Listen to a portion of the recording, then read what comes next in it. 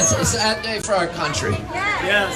And I have to ask a question, and I'd like to ask these legislators who voted for this god-awful bill.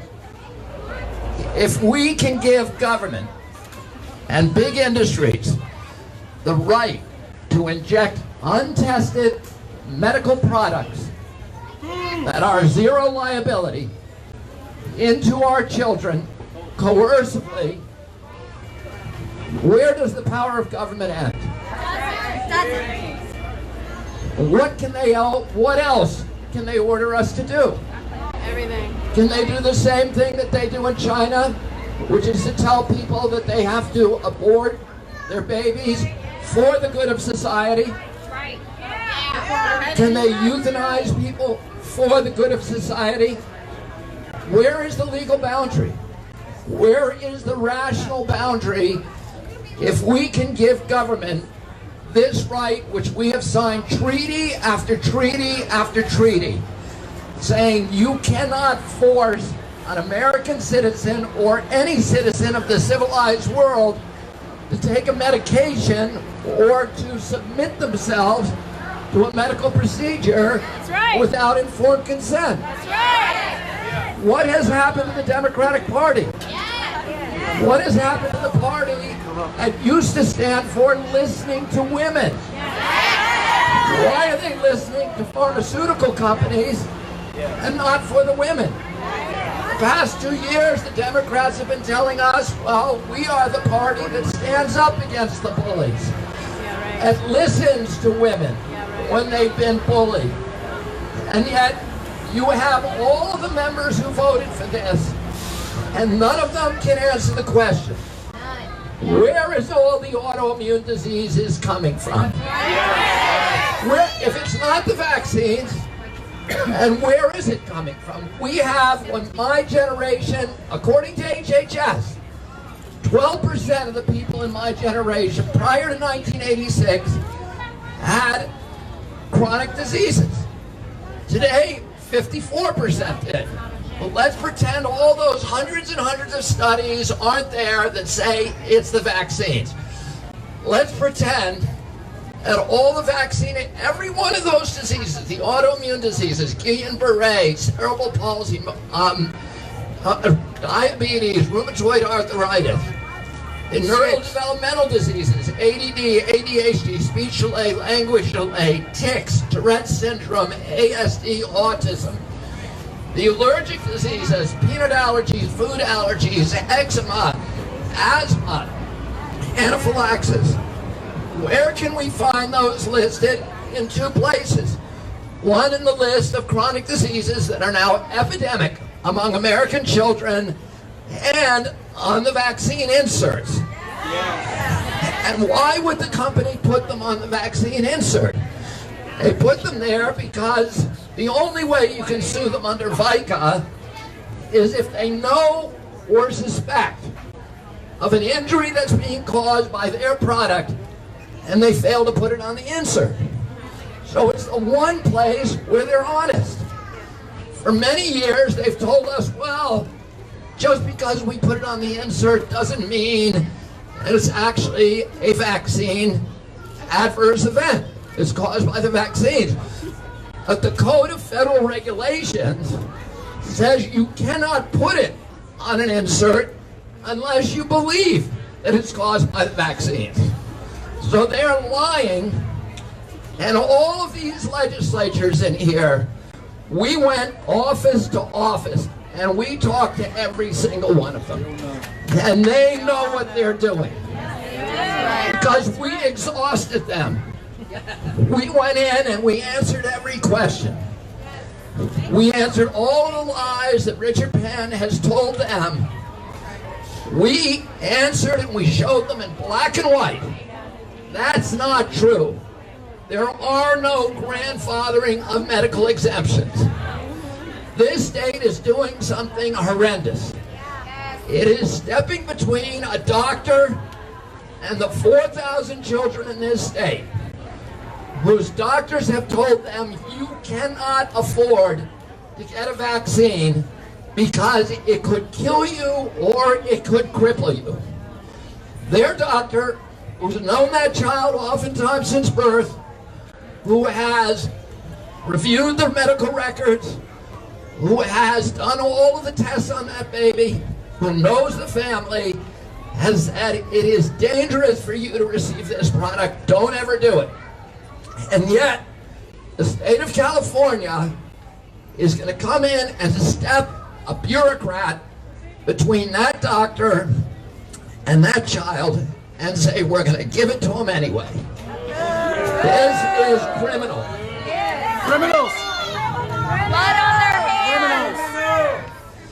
For many years, I spent my life working on environmental issues. One of the things that I knew about the environment is that it was a war between large corporations who are trying to treat our planet as if it were a business in liquidation, convert our natural resources to cash, have a few years of pollution-based prosperity for themselves, and our children are going to have to pay for their joyride with denuded landscapes, poor health, huge cleanup costs that are going to amplify over time, and they'll never be able to pay.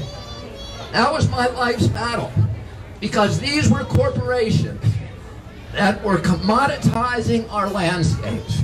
The landscapes that are the Purple Mountains majesties of these countries that enrich our children spiritually, culturally, economically, and their health. And when I got sucked into this issue, I saw something 100 times worse. Not just oil companies trying to pave and commoditize our landscape, but big pharmaceutical companies, the most evil companies on earth, Evil! who are commoditizing our children, who are giving our children this tsunami of chronic disease, and then making the money to try to tell us, well, we're going to get rid of infectious diseases like chickenpox and measles.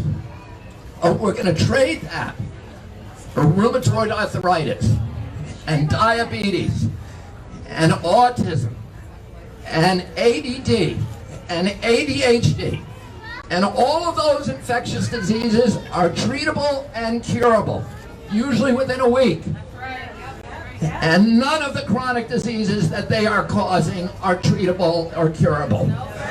And they're making $50 billion selling our kids these mandated vaccines that are untested and liability-free, but they're making $500 billion a year selling them the EpiPens, the seizure medications, the Prozac, the albuterol inhalers, the rheumatoid arthritis medications, the diabetes medications that our children are now addicted to for life because of these vaccines. And we went through this with all of these Democratic legislatures.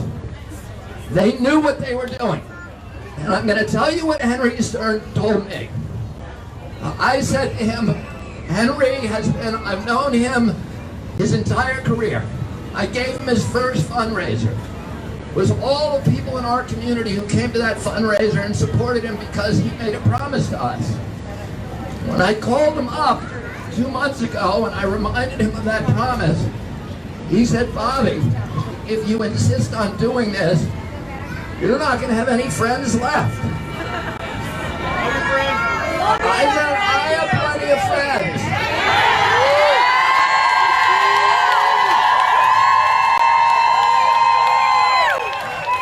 I have the good kind of friends. The friends you can rely on in a fight. The friends that you want in a foxhole with you. I don't need those other kind of friends. But when I looked at that ballot today, of all the people who voted for this bill, I saw all the Democrats voted for it, even the people who told us they were not going to, who knew what they were doing was wrong. And they did it. And why they did it?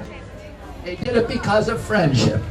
Because that's their tribe, and they decided to stick with their tribe rather than sticking with our children.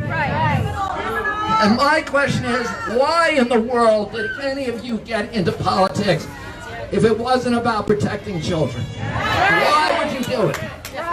This is the party that's supposed to stand up to big corporations. This is the party that's supposed to stand up to women, for women. This is the party that's supposed to stand up to the bullies. This is the party that's supposed to stand up for freedom of choice. When did it become the enforcement weapon of the pharmaceutical industry in its war against our children? So, I told you, I came here a couple of months ago and spoke on the Capitol steps. I told you something that I learned very early on as an advocate, which is this kind of advocacy, where you're dealing with the inertia, with the momentum of a giant juggernaut corporate structure that is unstoppable, a juggernaut. It's very hard to slow the momentum because they've captured everybody. They've captured our newspapers, our press. Some of it is paid off, but a lot of the media just has appointed itself, self-appointed itself as the guardian, as the gateway to protect the American people from dangerous knowledge. That's not the job of the press. The job of the press is to inform the public. Democracy relies on the free flow of information. When you start censoring information, you better look at whose behalf you're censoring it for, because that is the tyrant, and that's what they're doing. So this is a juggernaut. They own the press. They own the regulatory agencies. They own our doctors, our pediatricians. They own all of it. They have disabled the courts and the lawyers, the groups that would be on our side, but they've captured every other agency. Well, how do you stop that kind of juggernaut? And it's like stopping a huge oil-filled super tanker. And I've watched these tankers be turned around at New York Harbor. And what happens is they get 4 or 5 tugboats. The tugboats push on the bows. They hit them again and again and again and again. And there's no perceptible movement, sometimes for hours. And suddenly, one of those blows causes it to start turning, and then it flips in a matter of minutes. And all of these work. I don't want any of you to go away today disheartened. We have had loss after loss after loss, and what happens every time we lose? We get stronger. We lost in the Assembly, we lost in the committees. We lost in the Appropriations Committee. We lost in the Health Committee. We lost in the Assembly. We lost in the Senate. And we lost in the Assembly and the Senate again. And what happened? Every time these crowds got bigger, and new women got stronger. And I'm telling you, do not despair. We are going to win this battle.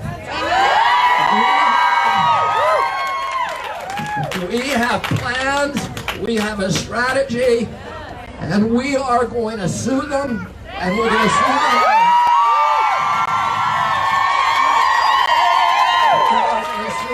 In the state courts. We're going to sue them in the federal courts. We're going to sue them in the appellate courts, and if we need to, we will sue them in the Supreme Court. And what we need from you is don't complain, don't whine, don't cry, organize. Organize, communicate with each other, communicate with us, and we are an insurgency. They cannot stop us now. We are not going to go away. Raise your hand if you're going to go away. Raise your hand if you're not going to go away.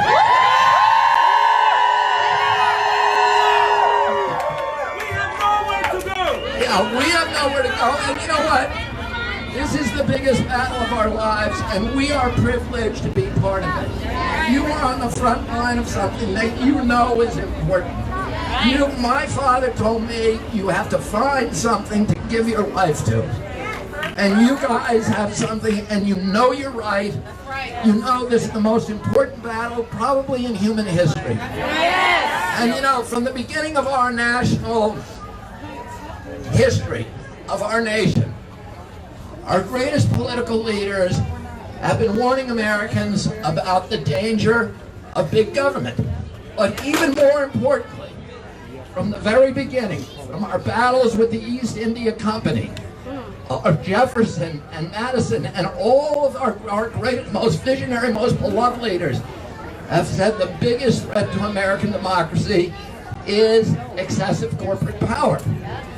Thomas Jefferson, Republicans, Teddy Roosevelt, who said that America would never be destroyed by a foreign enemy. We're too big and powerful, but our beloved democratic institutions would be subverted by malefactors of great wealth who would corrode them from within. Dwight Eisenhower warned America, another Republican, in his most famous speech in history, his greatest speech ever, against the domination by corporations, the military-industrial complex, which the pharmaceutical industry and CDC are part of. Yes. And Abraham Lincoln, the greatest Republican, the founder of the Republican Party, is Republican in history, said during the height of the Civil War, I have the South in front of me, and I have the corporations behind me, and for my country, I fear the corporations more. What we have to understand is that the domination of government, the domination of business by government is called communism. The domination of government by business is called fascism. And what we're fighting for are the essential tenets of American democracy, which is free market capitalism, which we don't have. They destroyed the markets, didn't they? They did. There is no market for vaccines because they couldn't sell them. So they had to disable the markets and force us to take them against our will. And for democracy, and they've taken democracy from us. And they've taken the institutions of justice directly. They have gotten rid of the 6th and 7th Amendment guarantees, the federal constitutional guarantees for jury trials. We're the only people in the country who you can injure, and a private corporation can injure and disable, and you can't get a jury trial. So they have had to dismantle all of the institutions in our democracy in order to make this business function. And they know that they cannot get people to take this willingly. They know that they cannot win this debate on the hustings, in the public square. Well, the only way they can win is through censorship and coercion. And those are bowling balls that are meant to destroy all of the tenets of our democracy. What we're standing up for is our children.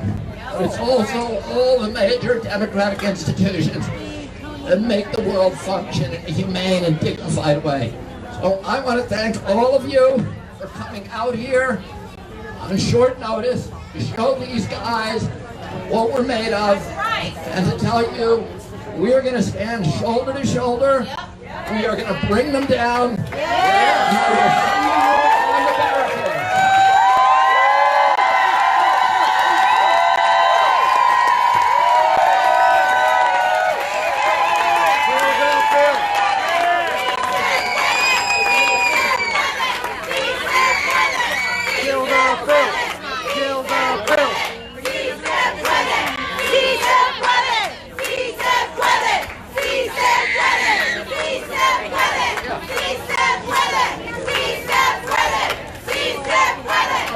Up your sign if you got 'em.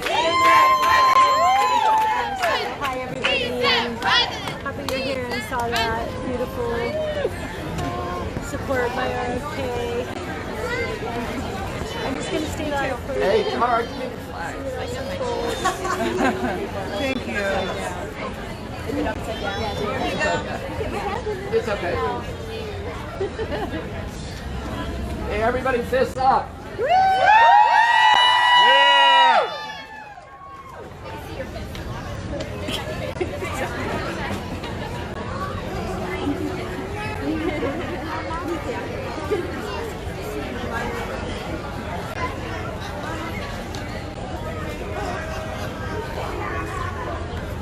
Thank you, everybody. Thank you. Oh, sorry, I didn't mean to grab you. Hey everybody, I want to say something. When Denise and Heidi and I stood up on those chairs last week, we knew a nation stood with us. All right, we're in this together.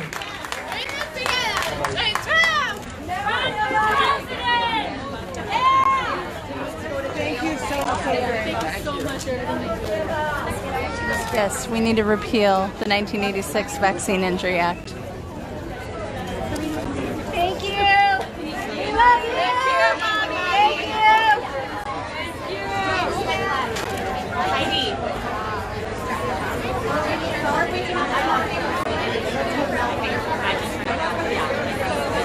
Have a safe trip.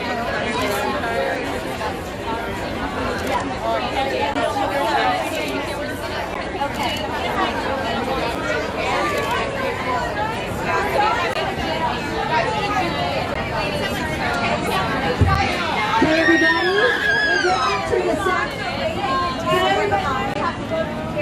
Hey, can everybody hear me? We're going to the Sacramento County Jail. One of the mamas who's chained to the door, she's still not found in the system. Her husband had to leave to go be with the kids. We're going to go to the Sacramento County Jail and start some support and find out what's going on.